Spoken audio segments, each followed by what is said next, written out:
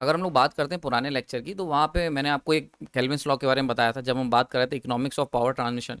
और हमने देखा था कि जो केल्विन्स लॉ था उसके अंदर एक समस्या थी कि उसके अंदर जो C1 पावर हम ले रहे थे वहाँ पे हम लोग annual interest and depreciation cost ले रहे थे, लेकिन केवल कंडक्टर की, और इंसुलेटर, लेबर और सपोर्ट स्ट्रक्चर इन सबको इग्नोर कर दे रहे थे। So that is the main disadvantage, और we can say that the missing element in the original Kelvin's law.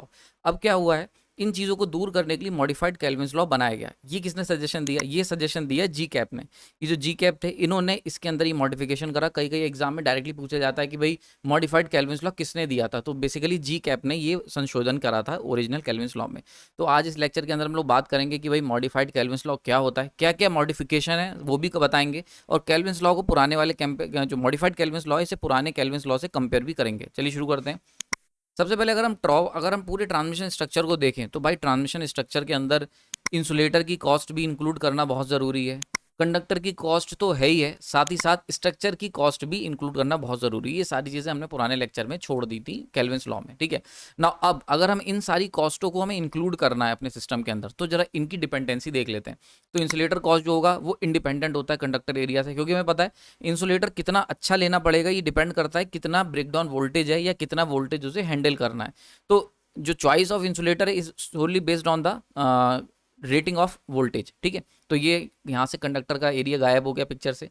Conductor cost की बात करें तो ये तो हम जानते हैं कि ये प्योरली डिपेंड करता है कि एरिया कितना है कंडक्टर का। सपोर्ट स्ट्रक्चर की कॉस्ट की बात कर लेते हैं तो ये पार्शियली डिपेंड करता है एरिया पे। अब इसको जरा समझते हैं पार्शियली क्यों। तो देखो, अगर हम बात करते हैं कोई भी सपोर्ट स्ट्रक्चर की, ठीक है, तो सपोर्ट स्ट्रक्चर फॉर एग्जांपल ये, तो यहाँ पे दो चीज़ें हमें ध्यान रखनी पड़ती हैं। पहला, सपोर्ट स्ट्रक्चर आपका इतना होना चाहिए, इतना कह सकते हो मैकेनिकल स्ट्रेंथ उसके अंदर इतनी होनी चाहिए कि वो कंडक्टर को होल्ड कर सके। दो काम है सपोर्ट स्ट्रक्चर, एक तो कंडक्टर को होल्ड करना है, पहली काम। दूसरा काम, एक प्रॉपर डिस्टेंस मेंटेन करना है, डिस्टेंस मेंटेन करना है। इस डिस्टेंस को हम कह सकते हैं क्लियरिंग डिस्टेंस कह सकते हैं। अभी आगे जब मैकेनिकल डिज़ाइन बताऊंगा, जब हम लोग बात करेंगे सैग की, तब हम ग्राउंड क्लियरेंस और इन सब के बारे में बात करेंगे, तब वहाँ पे बताऊंगा। तो क्लियरेंस कह सकते हो इसे, क्लियर डिस्टेंस मेंटेन करना होता है, ठीक है। तो इसका क्या काम होता है कि बेसिकली क्या होता है, सबसे पहले हम पहले पॉइंट की बात कर लेते हैं। तो भाई अगर आप स्ट्रक्चर बना रहे हो तो तुम्हें उसमें क्या करना है, कंडक्टर्स को होल्ड करवाना है ना। कंडक्टर का वेट होगा, तो इसीलिए जो जितना ज़्यादा कंडक्टर यूज़ होगा उतना ज़्यादा हैवी तुम्हें टॉवर बनाना पड़ेगा। तो इसलिए हम कह सकते हैं पार्शियली तो डिपेंड कर रहा है एरिया पे। अब बात आती है पार्शियली क्यों का, तो सेकंड पॉइंट को देखते हैं।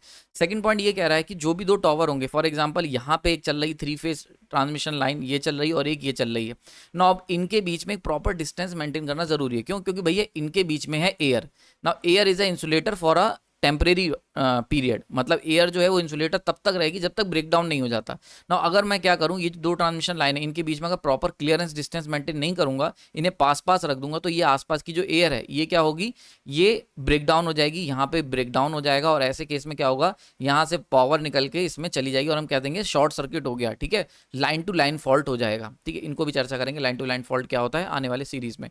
तो यहाँ पे लाइन टू लाइन फॉल्ट हो जाएगा, यानी कि ये दोनों आपस में एक तरीके से ज्वाइंट या कह सकते हो कि शॉर्ट सर्किट हो जाएंगी दोनों लाइनें। तो इसीलिए क्या है कि भाई टॉपर तुम्हें दूर भी रखना पड़ेगा। तो यानी कि अब क्या है, इनको दूर रखने के लिए तुम्हें क्रॉस आर्म बढ़ाने पड़ेंगे, ठीक है। तो टॉवर के क्रॉस आर्म क्या करने पड़ेंगे, तुम्हें डिस्टेंस उनकी बढ़ानी पड़ जाएगी, ताकि एक छोर पे ये लगा दो और एक छोर पे ये लगा दो। तो जो जो क्रॉस आर्म है उनकी लेंथ बढ़ानी पड़ेगी ना। क्रॉस आर्म की लेंथ बनाओगे तो बड़े क्रॉस आर्म के लिए तुम्हें बड़े टॉवर चाहिए होंगे। साथ ही साथ एक ग्राउंड क्लियरेंस डिस्टेंस भी होता है, यानी कि ये जो ट्रांसमिशन लाइन चल रही है अगर ये बहुत ही हाई अल्ट्रा हाई वोल्टेज पे चल रही है, तो हमें ये भी ध्यान रखना पड़ेगा कि अर्थ जो है it is act as a conductor ना। अर्थ भी कंडक्टर है, ये भी कंडक्टर है। तो ऐसे केस में यहाँ पे अगेन एयर जो है वो ब्रेक डाउन हो सकती है। तो इसलिए ये भी ज़रूरी है कि जो ट्रांसमिशन लाइन्स है वो सफिशिएंट हाइट पे हो, यानी कि ग्राउंड क्लियरेंस उनका सफिशिएंट हो, मतलब ग्राउंड से ये जो दूरी है ये भी काफ़ी ज़्यादा हाई हो। This is what we called ground clearance. तो ये भी काफ़ी ज़्यादा हाई होनी चाहिए, ताकि वरना क्या होगा, वरना यहाँ से पावर जो होगी, एयर जो है, ये जो एयर है ये क्या होगा, ब्रेक डाउन अगर हो गई तो यहाँ से पावर जो होगी वो ग्राउंड में चली जाएगी और हम कहते हैं भैया एलजी फॉल्ट हो गया, ठीक। तो दोनों चीज़ें अगर हम ध्यान से देखोगे तो एयर का ब्रेकडाउन बचाने के लिए हमें दोनों तरफ क्रॉस आर्म की लेंथ भी बढ़ानी पड़ रही है और हाइट भी टॉवर की बढ़ानी पड़ रही है। लेकिन ये दोनों चीज़ें वोल्टेज पे डिपेंड कर रही हैं, कंडक्टर पे डिपेंड नहीं कर रही।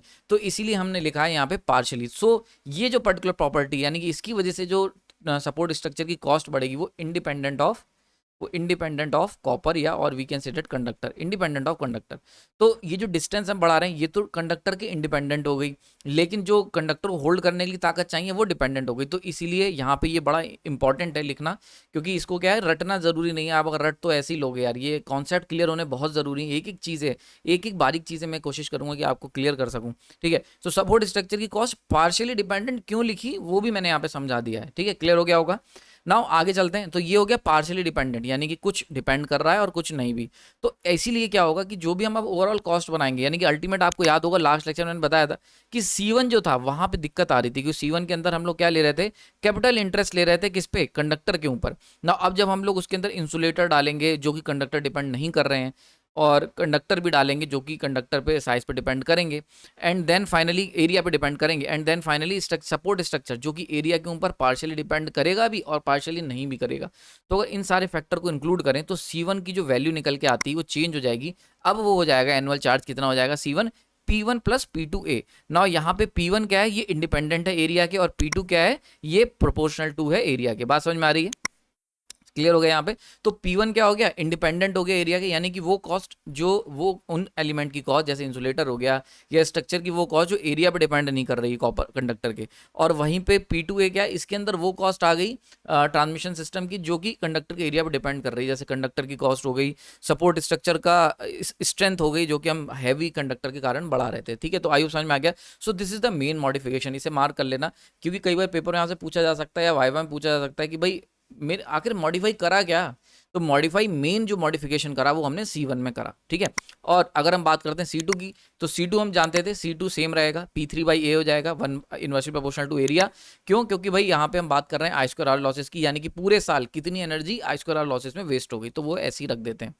नाउ अगर हम बात करें तो अब टोटल एनुअल कॉस्ट हमारी कितनी निकल के आई, तो टोटल एनुअल कॉस्ट निकल के आएगी C=P1 plus P2A plus P3/A। ठीक है, सो this is your total annual cost जो कि ट्रांसमिशन में खर्चा होगा पूरे साल में। नाउ अगर हम इसे इक्वेशन 1 ले लें, तो अब मुझे अगर चाहिए, मैं अगर चाहता हूं कि मेरा मिनिमम एनुअल कैपिटल कॉस्ट कितना निकल के आए, अगर मैं ये निकालना चाहता हूं कि जो साल भर का खर्चा है वो मिनिमम हो, तो इसके लिए क्या करेंगे भाई, डिफरेंशिएट कर देंगे इक्वेशन 1 को विद रेस्पेक्ट टू एरिया, यानी कि DC/DA। ठीक है, एरिया के रेस्पेक्ट में। तो अगर हम ऐसा करेंगे तो हमारा जो इक्वेशन निकल के आएगी, देखो P1 क्योंकि कांस्टेंट है तो उसको डिफरेंशिएट करते ही 0 हो जाएगा, और जो हमारे पास ऑप्शन निकल के आएगा वो निकल के आएगा P2 equal to P3/A। Now ये कैसे आया इसको मैं आपको समझा देता हूँ।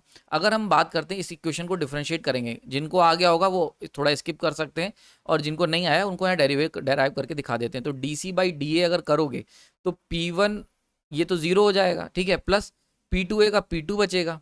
ठीक है, ठीक है, और यहाँ पे आ जाएगा माइनस P3/A²। ना इसको मुझे रखना होगा 0 के बराबर, तो इसको रख देंगे 0 के बराबर। ठीक है, जैसा मिनिमा निकालते हैं हर बार हम लोग मिनिमा ऐसे ही निकालते हैं। ठीक है, तो इसको 0 रखोगे तो ये आ जाएगा P2 इक्वल टू P3/A², और यहाँ से हम क्या निकाल सकते हैं, P2A इक्वल टू P3/A। एक A मैंने यहाँ पे भेज दिया, बस इतना ही करा है। ठीक है, तो DC/DA को 0 रखोगे तो ये सारे कैलकुलेशन निकल के आ जाएगा। So this is your P2/A, P2A equal to P3/A। तो जिन लोगों को आता है वो यहाँ से कंटिन्यू कर सकते हैं, और जिन लोगों को नहीं आता वो यहाँ तक समझ में आ गया होगा। चलिए आगे चलते हैं।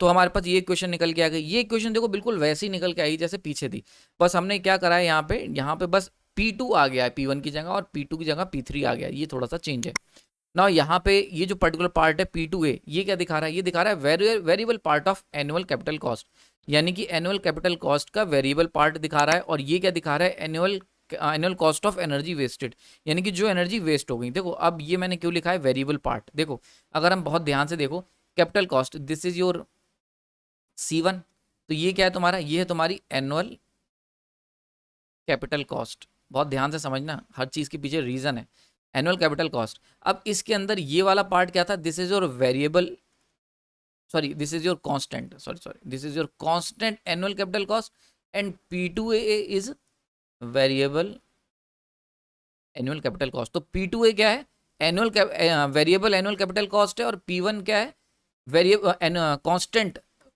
एनुअल कैपिटल कॉस्ट है। तो क्योंकि P1 constant annual capital cost है तो ये 0 हो गया, ये गायब हो गया। यहाँ पे हम बात कर रहे हैं P2 की, तो इसीलिए मैंने इसको क्या लिखा है, variable part of annual capital cost. So this is your variable part and this is your constant part.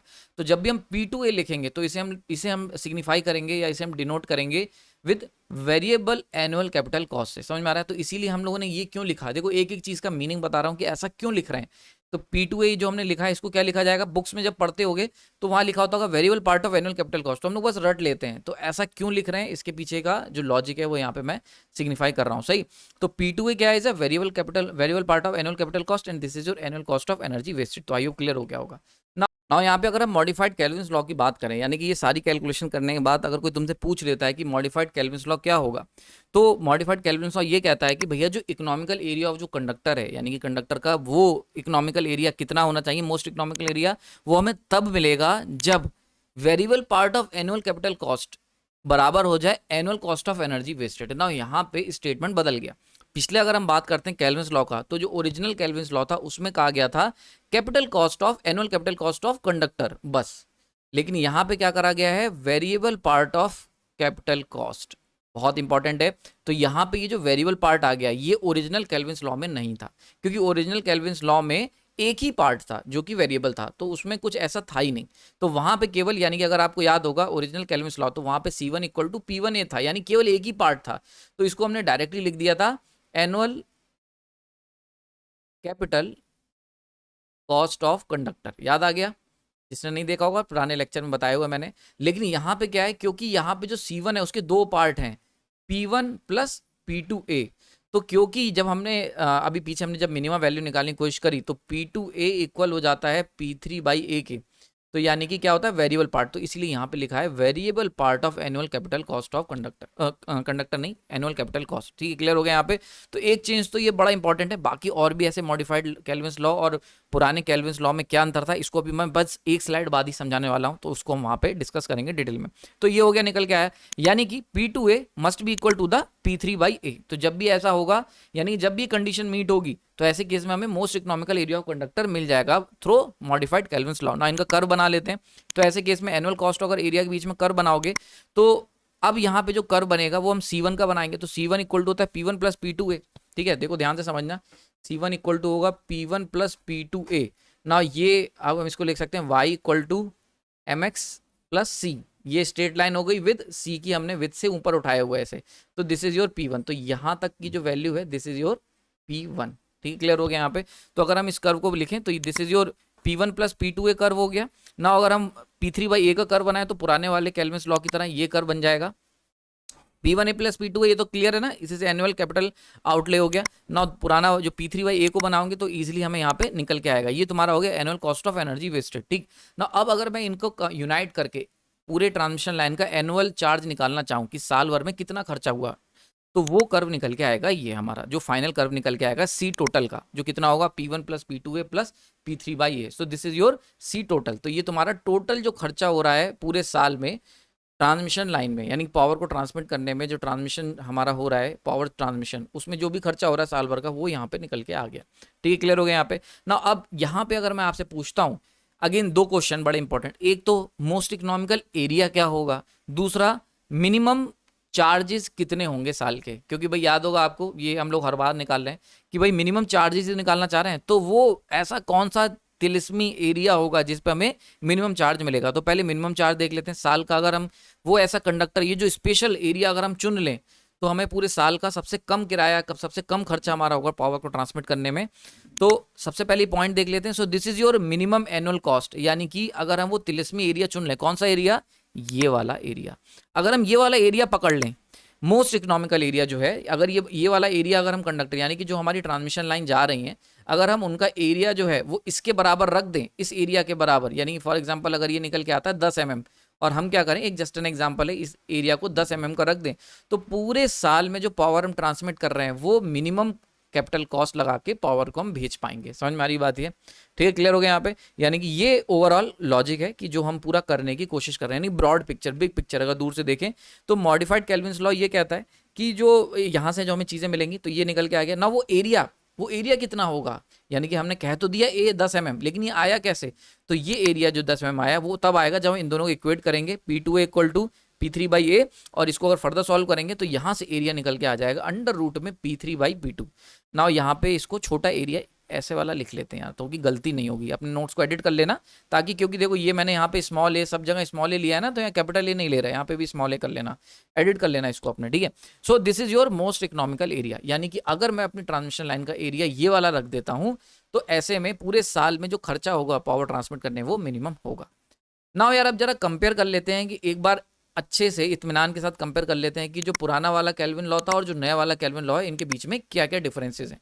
तो इनके बीच में बेसिकली 2-3 डिफरेंसेस हैं, उनको मैं यहाँ पे पॉइंट आउट करता हूँ। सबसे पहला differences most economical area of conductor. तो अगर केल्विन्स लॉ में जाओगे तो वहां पे हम देखेंगे कि वहां पे most economical area of conductor तब मिलेगा हमें जब annual interest and depreciation cost of conductor अगर बराबर हो जाती है एनुअल एनर्जी वेस्टेड पे। लेकिन अगर हम बात करते हैं यहाँ पे, इतनी चीज समझ में आ गई थी, ये था। लेकिन अगर हम बात करते हैं मॉडिफाइड केल्विन्स लॉ में तो यहाँ पे स्टेटमेंट चेंज हो जाता है, यहाँ पे वेरिएबल पार्ट हो जाता है एनुअल कैपिटल कॉस्ट का। नाउ देखो एक चीज और बड़ी अंतर है, यहाँ पे हमने कंडक्टर लिया था लेकिन यहाँ पे जो हमने कैपिटल कॉस्ट ली है उसके अंदर कंडक्टर के अलावा इंसुलेटर स्ट्रक्चर सब कुछ आ जाएगा। ठीक है, क्लियर हो गया। तो यहाँ पे जो केल्विन्स लॉ था उसके अंदर केवल कंडक्टर की कॉस्ट को कंसीडर करा गया था, annual interest and depreciation cost of conductor only. ठीक है, देखो यहाँ पे मार्क करा हुआ है कंडक्टर। ठीक है, लेकिन अगर हम बात करते हैं मॉडिफाइड की तो इसमें जो कैपिटल कॉस्ट है इसके अंदर सब आ गया। ये जो कैपिटल कॉस्ट लिखा है तो variable part of annual capital cost, अब इसके अंदर क्या गया, इसके अंदर सब आ गया। कॉस्ट ऑफ कंडक्टर आ गया, सपोर्ट आ गया, लेबर आ गई, इंसुलेटर आ गया, सब कुछ हमने पिक्चर के अंदर डाल दिया अच्छे से। क्लियर हो गया। यहाँ पे राइट वाला पार्ट दोनों में सेम है लेकिन लेफ्ट वाले पार्ट में काफी difference. So this is your first difference between Kelvin's law and modified Kelvin's law. ठीक, तो यहाँ पे जो इक्वेशन निकल के आती थी P1A इक्वल टू P2/A, और यहाँ जो इक्वेशन निकल के आएगी वो P2A इक्वल टू P3/A निकल के आएगी। यानी कि अगर हम बात करें इस वाले लॉ की, केल्विन्स लॉ की, तो उसकी वो लॉ की इक्वेशन ये होगी और मॉडिफाइड की ये होगी। ये दोनों इक्वेशन जो है वो लगभग सेम है, कुछ खास अंतर नहीं, बस P1 की जगह P2 है और P2 की जगह P3 है। मेन अंतर जो है वो स्टेटमेंट में है। ठीक है, क्लियर हो रहा है। तो स्टेटमेंट में यानी कि जो हम C1 ले रहे हैं, यानी कि बड़े बड़े तौर पे बात करें तो C1 के अंदर अंतर आ गया है। तो यहाँ पे जो C1 था वो इक्वल टू था P1A, लेकिन यहाँ पे जो C1 है वो हो जाएगा P1 plus P2A। This is your constant part and this is your variable part. Okay, दूसरा अंतर बात कर लेते हैं। दूसरा अंतर आ गया टोटल में, कैपिटल कॉस्ट टोटल में अंतर आ जाएगा भाई CT। यहाँ पे P1A था, यहाँ पे P1 plus P2A plus P3/A। ठीक है, अब कर्व की बात कर लेते हैं। तीसरा अंतर, दो अंतर हो गए, तीसरा अंतर देख लेते हैं कर्व की।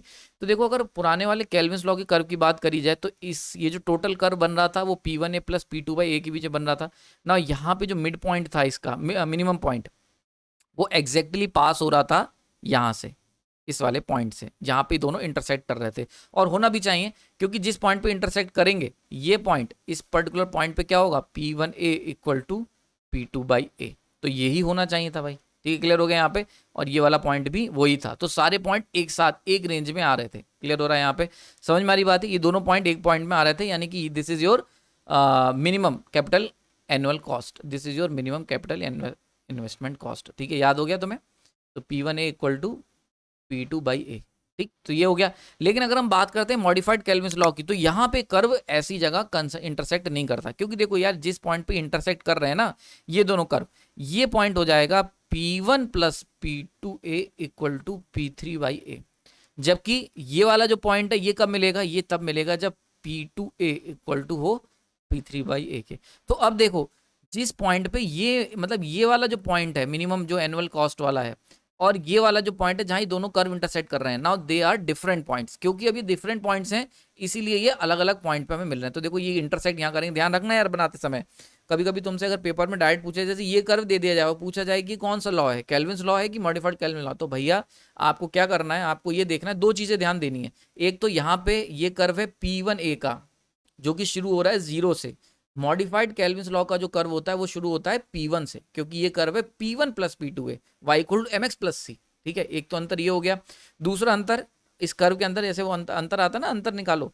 दूसरा अंतर जहां पे इंटरसेक्ट करेंगे केल्विन्स लॉ में वही पॉइंट मिनिमम एनुअल कॉस्ट का पॉइंट होगा और वहीं पे हमें मिनिमम एरिया भी, इकोनॉमिक एरिया भी मिल जाएगा। लेकिन यहाँ पे जिस पॉइंट पे ये दोनों इंटरसेक्ट करेंगे उस पर कुछ नहीं मिलेगा, बल्कि जहां पे ये एनुअल कैपिटल कॉस्ट का जो कर्व निकल के आ रहा है टोटल वाला, इसका जो मिनिमम पॉइंट होगा यहाँ पे हमें मिलेगा एरिया। तो अब इन यानी कि अगर मॉडिफाइड केल्विन्स लॉ की बात करें तो उसमें ये दोनों point, these two points are different location, are at different location. तो ये वाला पॉइंट और ये वाला पॉइंट अलग लोकेशन पे, जबकि ये वाला पॉइंट और अगर केल्विन्स लॉ की बात करें तो दोनों पॉइंट क्या होंगे, सेम लोकेशन में, यानी कि जहां पे कर्व इंटरसेक्ट कर रहे हैं और जहां पे मिनिमम एनुअल कॉस्ट वाला जो पॉइंट आ रहा है, मिनिमम पॉइंट जो आ रहा है वो दोनों के दोनों सेम लाइन पे, एक ही लाइन में एग्जिस्ट करेंगे। सो दिस इज द कह सकते हैं finest difference between modified Kelvin's law and original Kelvin's law. देखो नेट पे अगर तुम गूगल पे सर्च करोगे ना तो ये मॉडिफाइड केल्विन्स लॉ को ही मॉडिफाइड, मैं आप यकीन नहीं करोगे इस चीज़ों को फाइंड आउट करने के लिए मैंने इतना ज़्यादा मेहनत करी है, इतनी ज़्यादा बुक्स देखी हैं, नेट सर्च करें, रिसर्च पेपर देखे हैं, देन मेरे को जाके ये मिला है जाके। तो इसलिए मैं आपको बता रहा हूँ ये चीज़ आपको नेट पर रेयरली अवेलेबल है, ये कहीं नहीं मिलेगा, क्योंकि हर किसी ने क्या करा है, इवनली केल्विन्स लॉ को ही मॉडिफाइड केल्विन्स लॉ के नाम से चिपका दिया है। ये कर्व सब जगह ऐसा ही है, बहुत रेयर ऑफ रेयरेस्ट में ये कर्व इस तरीके का बनाया हुआ है, ठीक है। ये आप खुद मॉडिफाई रीचेक कर सकते हो और आपको पता चल जाएगा। तो आई होप आपको ये चीज़ समझ में आ गई होगी। नाउ अब बात कर लेते हैं, केल्विन्स लॉ हमने पढ़ लिया, मॉडिफाइड केल्विन्स लॉ पढ़ लिया, पर फिर भी काफ़ी सारी चीज़ें एरर रह गई, काफ़ी लिमिटेशन रह गई, उनकी बात कर लेते हैं। So these are the limitations of Kelvin's law, directly paper में आता है इस पर, ठीक है। तो जरा समझ लो कौन कौन सी हैं। पहली लिमिटेशन थी कि भैया अगर हम पूरे बात करें, मॉडिफाइड वाले को ले लेते हैं, ओरिजिनल केल्विन्स लॉ तो ऑलरेडी गलत है, तो मॉडिफाइड वाला ले लेते हैं जिसको हमने सही करा था। उसके अंदर हमने variable part of annual capital cost को तो सही कर लिया था, यानी कि हमने C1 को तो सही कर लिया था और C2 को ऐसे ही छोड़ दिया। C2 के अंदर हमने क्यों नहीं चेंज करा, क्योंकि भाई हमने माना कि जो एनर्जी वेस्ट हो रही है एनुअल एनर्जी, वो हम I² R से निकाल लेंगे। लेकिन भैया ऐसा नहीं होता है, क्यों? इसके अंदर एरर आ जाता है। एरर कहाँ पे आता है? एरर आएगा क्योंकि भैया एक्चुअल लोड कर्व जो होता है वो कांस्टेंट नहीं होता, वो वेरिएबल होता है। हर घंटे लोड अलग अलग अप्लाई होगा। लोड अगर हर घंटे अलग अलग होगा तो I² R जो हम निकाल रहे हैं एनुअली, वो कांस्टेंट नहीं हो सकता, वो भी लगातार चेंज होगा।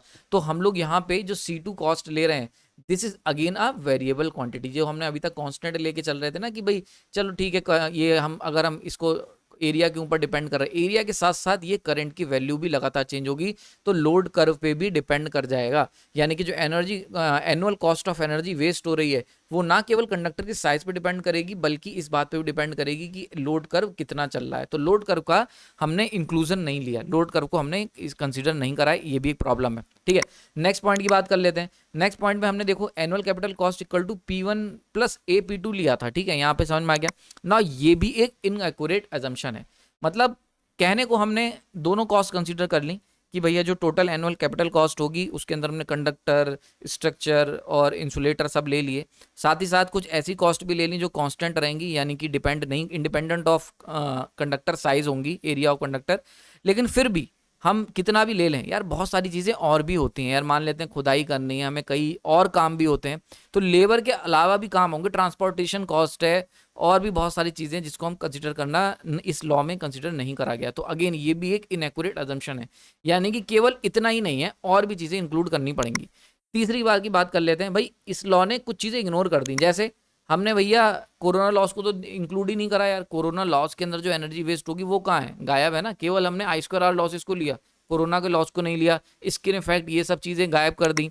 सेफ्टी फैक्टर ही गायब कर दिया। सेफ्टी फैक्टर अगेन है बड़ी इंपॉर्टेंट वर्ड, ठीक है। सेफ्टी फैक्टर को हम जरा समझते हैं चौथे पॉइंट से अच्छे से, कि भाई जो इकोनॉमिकल एरिया तुम कंडक्टर का निकाल के ला रहे हो वो जरूरी नहीं है प्रैक्टिकल भी हो। क्योंकि भाई मान के चलते हैं यार, हमने इकोनॉमिकल एरिया इस पर्टिकुलर लॉ से, मॉडिफाइड केल्विन्स लॉ से हमने एरिया निकाला कि हमारा जो ट्रांसमिशन टावर के लिए जो लाइन चाहिए, और हम चाहते हैं कि मिनिमम कैपिटल लगे, एनुअल कैपिटल कॉस्ट जो मिनिमम आए, तो ऐसे केस में 10 mm का वायर निकल के आया। पर एक बात यार, होता क्या है, जब प्रैक्टिकली 10 mm का वायर बिछाने जाओगे तो वो मैकेनिकली स्ट्रेंथ नहीं होगी उसके अंदर, हमें मैकेनिकल स्ट्रेंथ भी तो इंक्लूड करनी पड़ेगी, तो वो भी इग्नोर कर रखी है। तो इसीलिए सेफ्टी फैक्टर, मैकेनिकल स्ट्रेंथ, इन सब चीज़ों को भी इस लॉ ने इंक्लूड नहीं किया था। यानी कि अगर तुमसे कहा जाए कि यार ठीक है, बहुत ही अच्छी, हम सबसे सस्ती बिजली ट्रांसफ़र होगी और कह सकते हो सब कुछ बढ़िया रहेगा, लेकिन जो कंडक्टर है उसको 10 mm का रखना है। पर एक्चुअल में, एक एग्जांपल ले रहा हूँ, 10 mm, इसको सीरियस मत ले लेना। तो पर एक्चुअल में जब उसे बिछाने चले ना यार, तो देखा कि यार ये तो बहुत ही पतला वायर है, और इतने में क्या होगा, वायर टूट जाएगा, क्योंकि स्ट्रेंथ ही नहीं है उसके अंदर। और अगर स्ट्रेंथ डालोगे तो साइज बढ़ जाएगा, साइज बढ़ जाएगा तो सब कुछ फिर से मॉडिफाइड केल्विन्स लॉ भी फेल हो रहा है, मतलब दिक्कत कर रहा है। तो मॉडिफाइड केल्विन्स लॉ जो वैल्यू निकाल के देता है वो एक आइडियल वैल्यू होती है। प्रैक्टिकली हम उसके अंदर मॉडिफिकेशन हमें करना ही पड़ेगा, वरना हम क्या कर, वरना वहां पे एरर आ जाएगा और हम अच्छे से लाइन जो बना रहे हैं उसके अंदर मैकेनिकल स्ट्रेंथ को खो बैठेंगे, सेफ्टी फैक्टर नहीं होगा उसके अंदर। समझ में आ रही बात है? सो हम कह सकते हैं, अगर हम बिल्कुल सीरियस नहीं ले लेना है मॉडिफाइड केल्विन्स लॉ को, मॉडिफाइड केल्विन लॉ से हमें एक अप्रॉक्सीमेट वैल्यू मिलेगी, उसके बाद safety factor, corona losses and mechanical strength को भी ध्यान से करना पड़ेगा। So these are the major 4 limitation. अब इनको तुम 4 की जगह 10 पॉइंट बना के लिख दो, वो तुम्हारे ऊपर है। मेजर 4 लिमिटेशन जो है वो यही है। तो अगर आपको लेक्चर पसंद आए तो लाइक कर सकते हैं। मैं तुम्हें सजेस्ट करूंगा इस लेक्चर को देखने के बाद भाई आप लोड कर्व के बारे में अच्छे से पढ़ लो, क्योंकि अभी मैंने बताया कि लिमिटेशन थी कि भाई मैंने लोड कर्व को कंसीडर ही नहीं करा था। तो लोड कर्व को कंसीडर करने की वजह से C2 चेंज हो जाएगा। तो वो क्या होता है लोड कर्व, वो यहाँ मैंने लेफ्ट लेक्चर में बताया।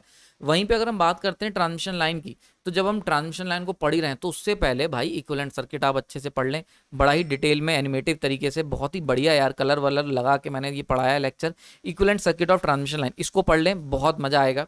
और आपने अपना कीमती समय दिया उसके लिए धन्यवाद। अगले लेक्चर में फिर से मिलेंगे।